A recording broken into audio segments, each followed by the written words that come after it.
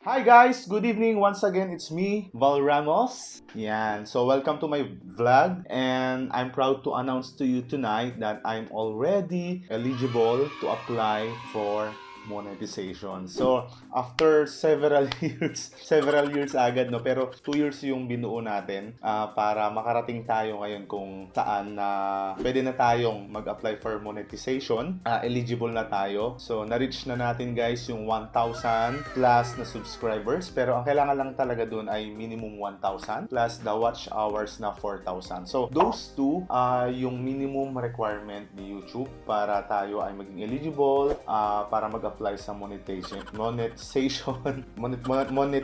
program nila. Then, maraming bali-balita na magbabago daw yung policy ni YouTube pero wala pa namang concrete details ng pagbabago about that one. So, sinasabi nila kailangan 10,000 watch hours na daw.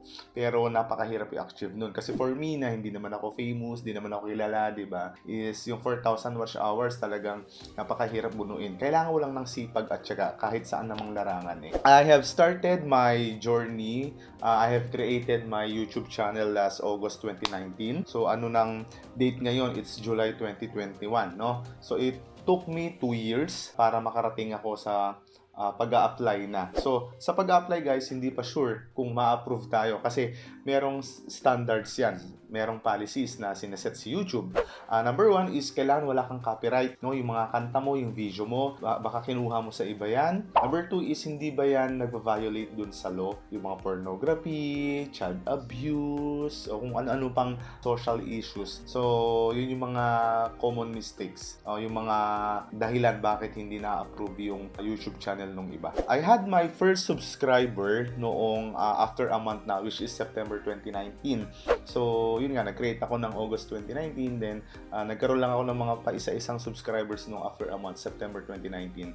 Then, nag-upload din ako ng video same month, August 2019, yung Cebu escapade namin, yung Cebu Bohol escapade namin. So, that was my first vlog, no, video uploaded in my YouTube channel. So, if you haven't checked it, you may click the link, no, here. Then, after several months, weeks, ganyan, ang hirap mag-isip. Wala talaga akong sense of plan or platform, no, or genre kung ano talaga yung gusto kong gawin sa channel ko. So, kahit ano na lang, nagluto rin ako, nagleche flan ako, nagmerienda ng luto ng kahit ano, may mga family events akong binavlog. So, kahit ano, hindi ko talaga alam. Pero dati, nung nanonood ako ng mga YouTube tutorials, sabi nila mag-stick lang tayo dun sa kung saan mo gusto makilala.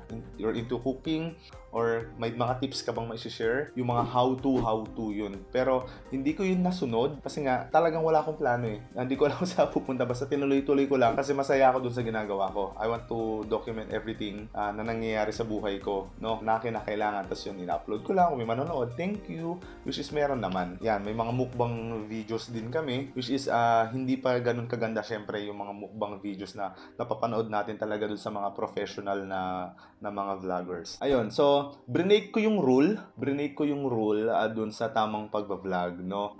Pati yung sa title eh. So imagine sino ba ako? Sino ba si Val Ramos, 'di ba? Para panoorin ng kung sino-sino mang tao diyan about my life, 'di ba? Kung ano yung ginawa ko, ano yung personal event ko sa buhay. Yun, wala talaga manonood. Yun talaga yung makikita mo sa iba't ibang YouTube tutorials kapag mag-start ka ng vlog. Dapat ang i-vlog mo is laging helpful. How to, know how to, mga ganon, why, ganyan, find out. Halimbawa, kung magaling magluto, dapat tutorial yung pagluluto mo katulad ni Ninong Ray.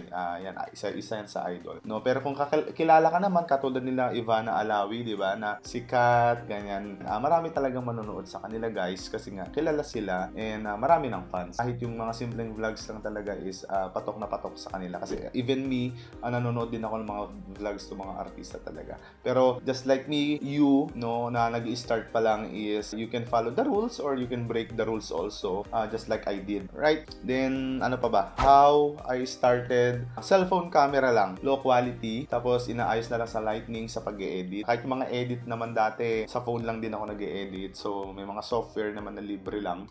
Sobrang basic lang ng mga editing na ginagawa natin. Kasi nag-uumpisa pa lang eh, sobrang hirap. Pag gusto mo talaga isang bagay, wala namang makakapigil sa'yo eh. Bakit ako nag-start mag-vlog or mag-video, mag-YouTube? It's simple. Gusto ko kasing balikan yung mga nangyari sa buhay ko, di ba? Mga precious moments. Pictures, yeah, you can still view them, pero mas maganda yung may video. Gustong-gusto ko na talaga mag-video, pero yun nga, hindi naman natin sukat akalain dati na ganito mag-uusbong yung YouTube or pagba-vlog. Pero even high school and college, gustong-gusto ko na nag-video. Marami na kaming kalokohan dati. So, ngayon lang nag-materialize talaga, no? And my journey and experience, sobrang hirap niya kasi I have my full-time work. I have also my personal time to manage, no? Yung 15 minutes, yung 10 minutes, or even 5 minutes na video is matagal na siyang ginagawa. Magse-set up ka, kailangan mo ng light, kung wala kang light, fluorescent lamp or ilaw sa bahay nyo, or local sunlight, no? Then, i-edit mo pa yon. Minsan nakakatamad din mag-edit. So, kung mapapansin natin, yung timeline ng pag-upload natin ng YouTube is hindi rin by week or by month. Sobrang tagal minsan. Mas okay na lang talaga siguro kung makakapag-upload ako or kami ng once a week. So, sobrang hirap din mag-isip ng content kung ano na naman iisipin natin na content sa susunod. Katulad nito, na isipan ko lang din na i-document kasi alam ko it's worth it to share with you guys kung paano magsisimula ang isang baguhang nag-YouTube or nagva-vlog, diba? Additional insights is given na mapapagod ka talaga, pero normal lang yon. Pahinga konti, bangon ka, you have to get up and run again. Tuloy-tuloy lang. Basta gusto natin at masaya dun sa ginagawa natin. And finally, guys, I'm happy to announce to you na eligible na nga tayo to apply. So, I'm happy for that one na, pero hindi pa ako sure. Nakakabahan pa rin ako kung ma-approve yung application process natin. So, isi-share ko yung journey ko sa inyo. So, ito yung mga videos natin. Ganun siya kadami. Pati nung kasal, nung nag-Hong Kong, Iloilo, Antique, nandito na siya lahat. Nung nag-Bali kami, at ang mga simpleng mga luto, yung mga quarantine moments, ayan, nandito siya. Tignan natin dito sa monetization. So, punta ka lang sa YouTube studio mo. So, ayan siya guys, nakalagay. As a YouTube partner, you will be eligible to earn money. To get into YouTube partner program, dapat sa loob ng isang taon, no? Meron kang 1,000 subscribers at 4,000 public watch hours. So, ito, na-reach natin required. I-apply now natin siya. Yan. So, dito sa channel monetization, makikita natin yung step 1, 2, and 3. Meron tayong step 1, not started, not started, not started. Sa step 1, makikita natin dito yung review partner program terms. Okay? And we have to click the start. So, after nyo na siyang mabasa, i-click lang natin yung I accept and email me updates. Okay? Accept terms mo lang. Wait mo lang siya for a couple of seconds at okay na to, magi-green na. So, dito sa step 2 guys, for the sign up for Google AdSense, mache-check mo naman kung meron kang Google AdSense na existing or wala. So, meron na siyang done. Step 2 na tayo. Kapag wala kang Google AdSense, just like me, I don't have an existing account. On the next screen, choose the Google account you want to create an AdSense account with. You will be directed to AdSense to create the new account. Once you are done, you will be directed back to YouTube. So, your website, ito na yung URL guys. Get more out of AdSense. So, yes ko siya. Select your country of territory.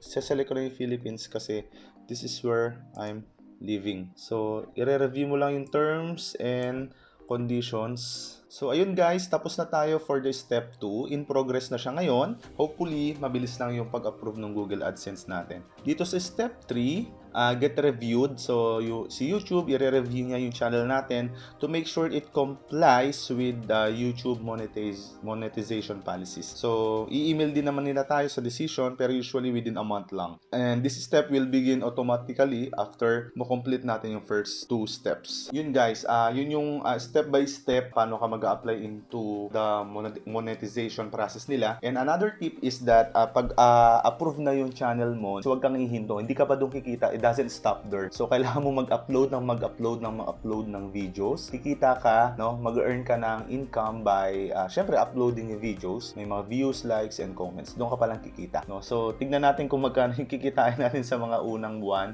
So, kailangan pa nating sipagan yan. Parang nagtitinda ka lang sa palengke. Kikita ka kung may paninda ka, no? So, kailangan mo mag-replenish ng videos.